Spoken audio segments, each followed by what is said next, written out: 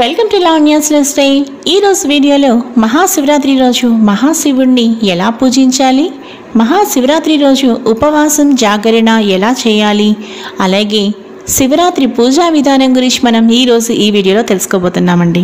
మీరు Lavanya's life style ఛానల్ని ఇంకా సబ్స్క్రైబ్ చేసుకోకపోతే ఒక్కసారి లావణ్యాస్ లైఫ్ స్టైల్ ఛానల్ని విజిట్ చేయండి. అక్కడ వీడియోస్ మీకు బాగా నచ్చితే లైక్ చేయండి, షేర్ చేయండి, అలాగే సబ్స్క్రైబ్ చేయడం మాత్రం మర్చిపోకండి. అలాగే పక్కనే ఉన్న బెల్ ఐకాన్ కూడా యాక్టివేట్ చేసుకోండి.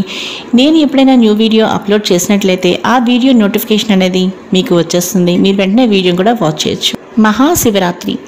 హర హర మహదేవ శంభో శంకర దుఃఖహర భయహర దారిద్రహర అనారోగ్యహర ఐశ్వర్యకర ఆనందకర అంటూ ముక్కంటి ఆలయాలన్నీ ముక్త కంఠంతో మారిమోగిపోయే సందర్భం వచ్చేసింది.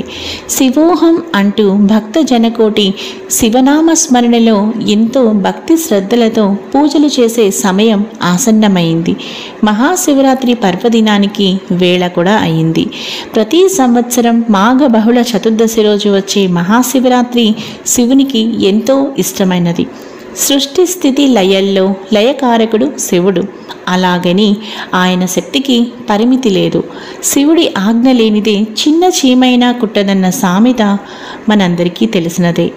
అలా శివుడు సర్వశక్తి సంపన్నుడై లింగాకారంలో ఆవిర్భవించిన రోజును మహాశివరాత్రి అంటారు.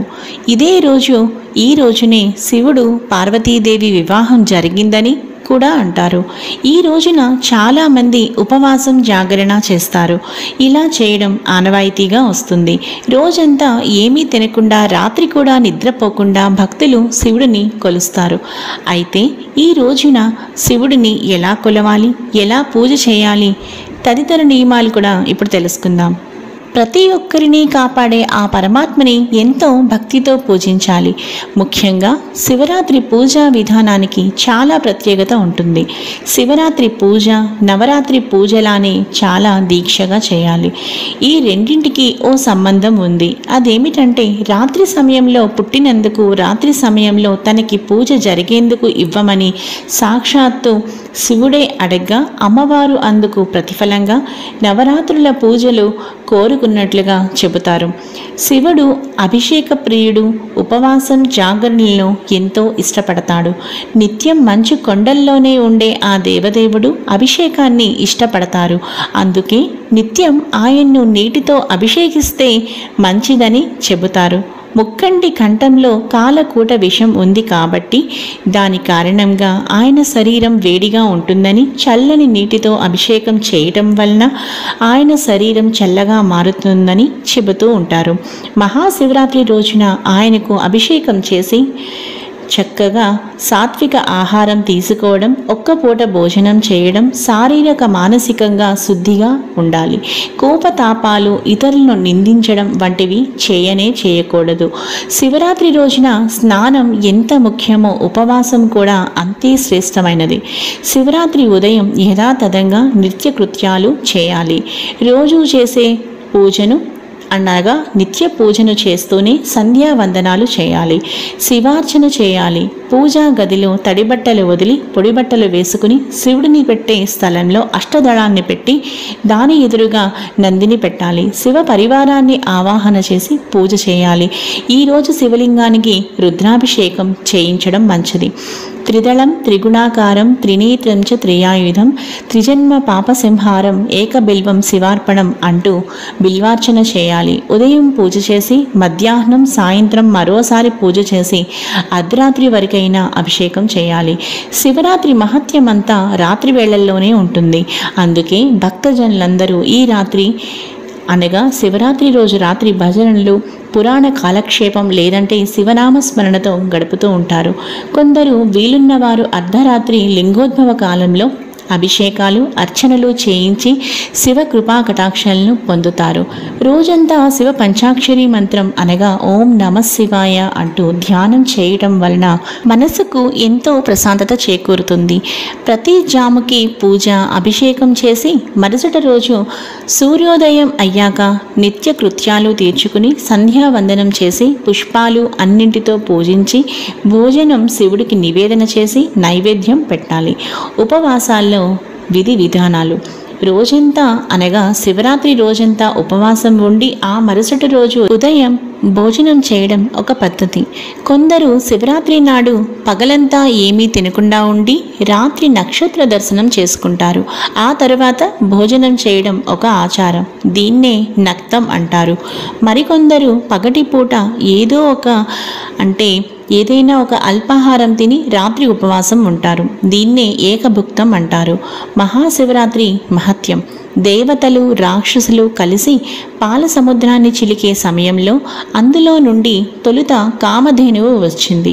అది వశిష్ఠుడికి ఇచ్చారు. ఆ తరువాత కల్పవృక్షం వచ్చింది. దానిని దేవేంద్రుడు తీసుకున్నాడు. మరోసారి చింతామణి పీఠం వచ్చింది. దాన్ని కూడా దేవేంద్రుడే తీసుకున్నాడు. మరోసారి చంద్రుడు వచ్చాడు. ఆకాశానికి పంపించేశారు. ఆ తరువాత మరలా పాల సముద్రాన్ని చిలకగా అప్పుడు విషం వచ్చిందట. దీన్ని చూసి భయపడ్డ దేవతలు లోకాన్ని కాపాడాలని శివుడిని వేడుకుంటారట. దాంతో మహాశివుడు వెంటనే మహాశివరాత్రి రోజున ఆ విషాన్ని మింగేస్తాడట. కడుపులోకి కాకుండా అనగా కడుపులోకి మింగకుండా కంఠంలోనే ఉంచుతాడు. దాంతో ఆయన కంఠం నీలంగా మారిపోయిందని, అప్పటి నుండి శివుడికి నీలకంఠుడు అని పేరు కూడా వచ్చిందని పురాణాలు చెబుతున్నాయి.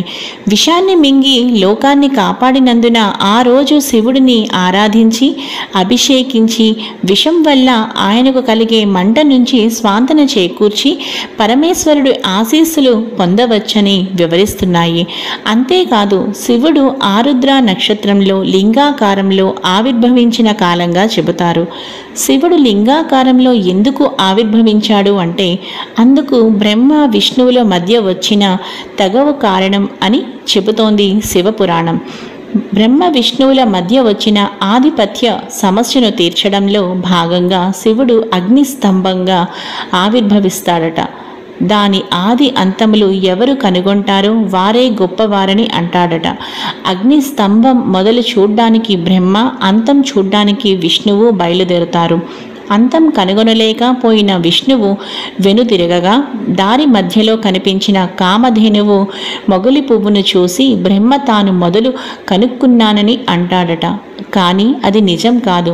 తన ఓటమి ఒప్పుకున్న విష్ణువుకు తనతో సమానమైన పూజలు అందుతాయని వరమిస్తాడట ఆ మహాశివుడు.